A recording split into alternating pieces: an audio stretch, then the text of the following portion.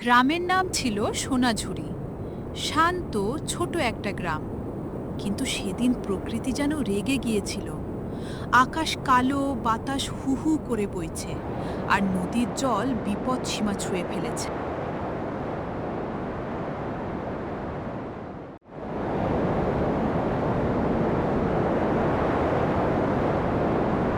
চাচা, তাড়াতাড়ি বেরিয়ে আসুন। কি হয়েছে রঘু? এই বৃষ্টিতে তুমি এখানে কি করছো?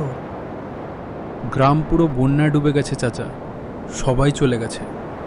দয়া করে আপনার বাড়ি খালি করুন, এখনই নিরাপদ জায়গায় যেতে হবে। এই কথা বলে রঘু দৌড়ে চলে যায়। চাচা গোপাল তার ছেলে ও পুত্রবধূকে ডাকে। বাবা সুরেশ, মিনা, তাড়াতাড়ি দরকারি জিনিস নাও, গ্রামে বড় বন্যা এসেছে। ঠিক আছে বাবা, তুমি আমাদের মেয়েটাকে নিয়ে আগে বেরিয়ে যাও।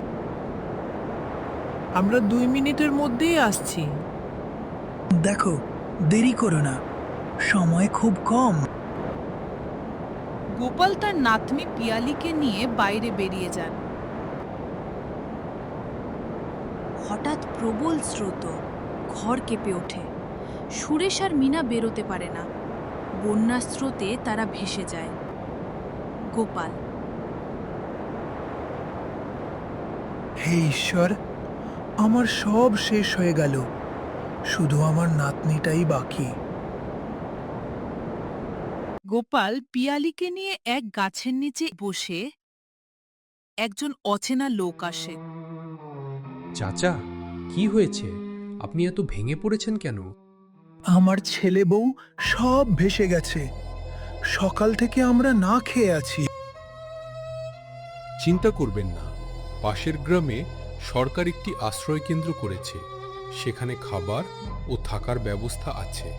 আশ্রয় কেন্দ্রের সামনে দাঁড়ানো সরকারি অফিসার।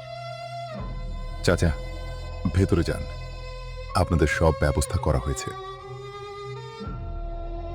ভেতরে ঢুকে গোপাল ও পিয়ালি খাবার পায়। দাদু, বাবা মা কবে আসবে?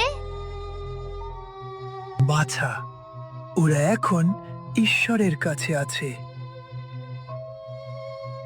সকালে গোপাল একটি মানিব্যাগ খুঁজে পান। তিনি অফিসারের কাছে দিয়ে দেন। এই টাকাগুলো আপনার খুব দরকার ছিল, তবু ফিরিয়ে দিলেন। দুঃখে মানুষ সৎ থাকা ছাড়ে না বাবা। কাকা, আপনার মতো সৎ মানুষ আজ খুব কম। সরকার আপনার নাতনির পড়াশোনা ও থাকার সম্পূর্ণ দায়িত্ব নেবে। আমি কিছু চাই না বাবা, শুধু চাই ও মানুষ হোক। দাদু, আমি বড় হয়ে তোমার মতো ভালো মানুষ হব।